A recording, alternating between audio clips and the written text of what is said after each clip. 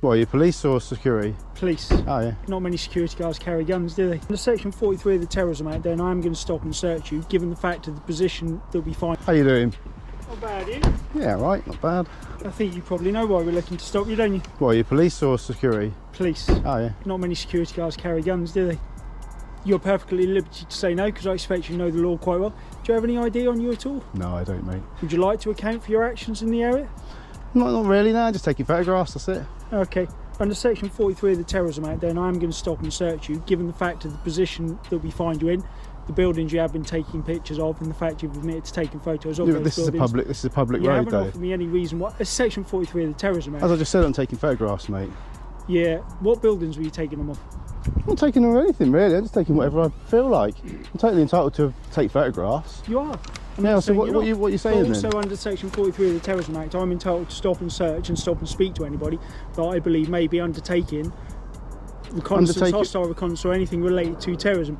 And so also hang on, sorry, okay, because go on. I haven't been impolite and interrupted you. No, but I just don't like the idea of being searched for no reason when all I'm doing is walking around with a camera. You a reason. The jump from someone taking photos to using Section 43 carries the entire argument, and it simply does not stand up. Officers arrive on scene and almost immediately move toward terrorism powers, even though photography alone is not a valid trigger. Section 43 is meant to search for clear evidence linked to terrorism, not to challenge curiosity or lawful documentation. Polite camera action keeps everything grounded in fact. He is on a public road with a lawful presence, with no restricted view and no attempt to hide anything. A report from someone does not automatically create legal grounds, and a camera does not become hostile reconnaissance just because armed officers appear. Once these basic facts are established, there's nothing left to support the use of that power, and the justification falls away completely. Yeah, but I've given you a reason why I'm in the area. In fact, you're not willing to listen to it. That is somewhat arbitrary. Yeah, but I've just told you why I'm in the area. Okay. I'm a photographer. But if that's the case, I've got a YouTube channel. I take YouTube videos. If that's the case, then you're perfectly at liberty to give me a name and details, aren't you? No, why should I? Okay. It's a free country. I know it is. We're not living in China, are we? Where you've got no rights to do anything. This is the UK, isn't it? Where you've got rights to do what you want. So, which is also. And I'm entitled to walk around with my camera and take videos for YouTube and stuff like that. The reports of people are telling me. Yeah. There he is. Yeah. Just good. TE06 yeah, QP. He's got his on as well. Thank you very much. So, like I said, Section 43 of the Terrorism Act gives me the power to stop and search you and obtain any details from you that you're willing to give to me. Well, I'm not really. Okay, if that's the case, then I am also at liberty to look at the memory cards, SD cards, and anything on those cameras. Don't be silly. No, you're not. No, I am. No, you're not. I am. A court of law is the only person who's allowed to look at that. Tell you what, then. You put your camera down, get your phone out, and Google it. This is the point where authority starts being created in the moment without a real legal basis. When the request for his personal details fails, the officer shifts to a stronger claim and says he can search through footage memory and SD cards. That is not how the law operates. Police do not gain the right to browse through private digital content simply because someone is detained. There is a clear process for handling devices which involves lawful seizure, followed by proper authorization. Going through data at the roadside crosses a defined legal boundary. Polite camera action cuts through the confusion and keeps the focus on what is actually allowed. A court may later review material if it has been lawfully obtained and is relevant to an investigation. That does not mean an officer can demand access to it on the spot. Legal authority cannot be created after the fact to justify actions that were never permitted in the first place. It says I'm allowed to look at them to see what you've been doing. Because if it is a case of what you have been looking at is hostile reconnaissance in relation to terrorism. Hostile reconnaissance to what? Because you've been taking pictures of a building that is of a sensitive nature. Well, that logistics building. I'm doing absolutely no wrong, am I, with walking around with a camera? You're doing wrong. Well, so why are you searching me then? At what point have I said you're doing wrong, though? So why would you search me? Right, at what point have I said you're doing wrong? You haven't, but why would you search me if I'm not doing anything wrong? I've just told you under the Terrorism Act, Section 43. Yeah, but then that means you suspect me of being a terrorist. It's a suspicion, exactly. What, you think I'm a terrorist? It's not an accusation, is it? You suspect I'm a terrorist? Why don't you go and speak to them first instead of stopping me? Here we go. Let's chuck a controversial one in here. You're telling me you've spoken to them. When's the last time you think somebody lied to me as a police officer? Probably all the time. I'm not a liar. There we go. But I don't know that, do I? I've told you what I'm doing. I'm totally entitled to walk around with a camera and film stuff. You know I am, so I don't know what you're going on about. You don't think I'm a terrorist. You know I'm not a terrorist. I didn't say I didn't think you're a terrorist. But why are you stopping me on the terrorism? My suspicion is. The officer backs himself into a corner through his own words. He openly accepts that polite camera action has not done anything wrong, and that admission sets up the key point that follows. The simple question then lands with full weight.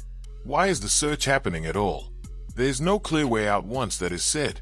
When an officer accepts there is no offense and no solid basis, the search loses any real purpose. Trying to cover it by saying people lie to police all the time only deepens the problem. Doubt alone is not a lawful reason to search. It becomes a way to dismiss explanations rather than assess facts.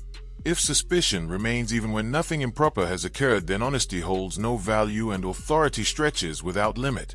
Auditor polite camera does not need to force the argument because the reasoning breaks down on its own. You cannot acknowledge innocence and still defend intrusion.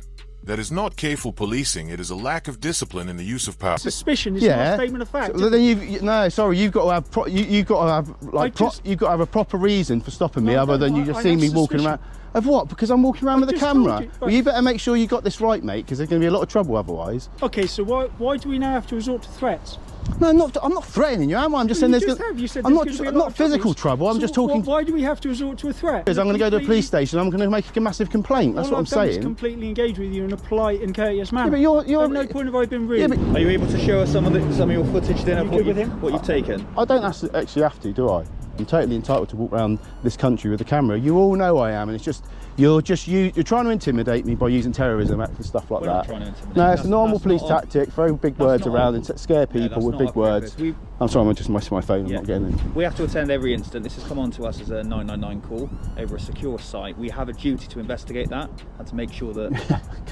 Well, for a logistics firm, I'm not very happy about. I've got nothing on me, but I'm not happy about being searched just because it's infringement on my liberties, and I've done nothing wrong. So this is the moment where accountability gets reframed as intimidation to avoid real scrutiny.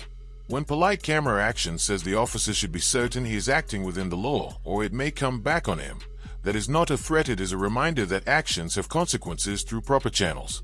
Turning that into a claim of being threatened becomes a convenient escape that shifts attention away from the need to justify the stop. It transforms oversight into alleged misconduct and removes pressure from the officer to explain his decisions. Labeling the logistics warehouse as a secure site does not fix the issue either. Security on site is meant to control access within private property, not to extend authority over a public road. Polite camera action is not entering the premises, not interfering with operations, and not attempting to bypass any restrictions. He is simply observing from a lawful position. Once that boundary is clear, the entire argument falls apart because nothing he is doing actually crosses it. We have to find out now what interactions you've had with security, if you've gone past into any secure areas, and exactly what's happened with the drone, all right? The terrorists would come around at night or just film it on their dash cam, wouldn't they? Or they would, or they'd go... It would be... Do you know what I mean, though? It's like, surely... You cannot predict the actions of a terrorist. Yeah, but this is over. That would be covert surveillance, and surely a terrorist would use covert surveillance. They wouldn't stand out here in the broad daylight with a massive camera on a tripod, would they? They'd go and stand at the back and fly the drone. They wouldn't fly it on the middle of the road, would they? I stood there, right in the middle of all the cameras. Hello, mate. We shouldn't try and predict the acts of a terrorist incident, should we really? No, I know, but like... You can see it's like got security, it's got barbed wire, which, what would that indicate? Yeah, but I'm not... but there's no rules being broken on, or laws being broken by flying my drone over that building. No, we're not talking about laws at the moment. All I'm talking... Aren't we? I thought no, these guys are talking about searching me under the terrorism. I'm having a conversation with you. Okay. Polite camera action delivers a clear point that the officers cannot address with any solid answer. Real reconnaissance is not carried out in full view during daylight with a camera and a drone launched from a public road. Surveillance linked to serious threats is covert by nature, while his actions are open, visible, and clearly explained. By continuing to push the claim, the officers end up going against basic logic and suggest that transparency itself is suspicious. The arrival of another officer only adds to the confusion, as barbed wire and on-site security are suddenly used to argue against filming the building. Those features are there to protect access to private property, not to restrict what can be seen from a public space. When challenged further, the officer reveals the core issue with a simple admission that this is not about laws. That single statement makes the situation clear. If the law is not the foundation, then this is not enforcement, it is personal preference. It's a secure building with barbed wire around it, and they've got two secure... I'm never getting in there, am I? It's very secure, so... No, but you know what I mean? Would argue like... that if it's secure, there's things in there that they might not want anybody to see. Because you're an auditor, aren't you? I'm not actually... I'm not... Nah, you see, this is that people often confuse the two. An auditor is someone who goes out and looks at looks for problems on the sites, don't they, like site security and stuff like that. I'm actually just a YouTuber that just speeds footage up. Okay, come back It's just slightly different. I carry this because I get stopped a lot, you know. I do. I speak to them. Let's been back to the Royal Mail site, and if they come out, at least I've got the security come and attack me. I'm like them guys. What's your first name? Sorry. I'm not a friend, you know, whatever, I suppose. Look, it's been a pleasure. Yeah, have a nice day, guys. Thank you very much. Cheers. What brings this episode to a close is not a dramatic clash, but the steady breakdown of the officer's own position. Polite camera action makes it clear again and again that he is not causing trouble and is not breaking any law, and nothing shown ever proves otherwise. The calmer he remains, the more difficult it becomes for the officers to justify what they are doing. Their suspicion never develops into anything real, and that gap continues to grow with every moment. What stands out is how much time is spent going in circles without purpose. No offense is confirmed, no clear boundary is defined, and no lawful instruction is properly issued. Instead, everything leans on vague ideas like security, sensitivity, and discomfort, which never become a valid power.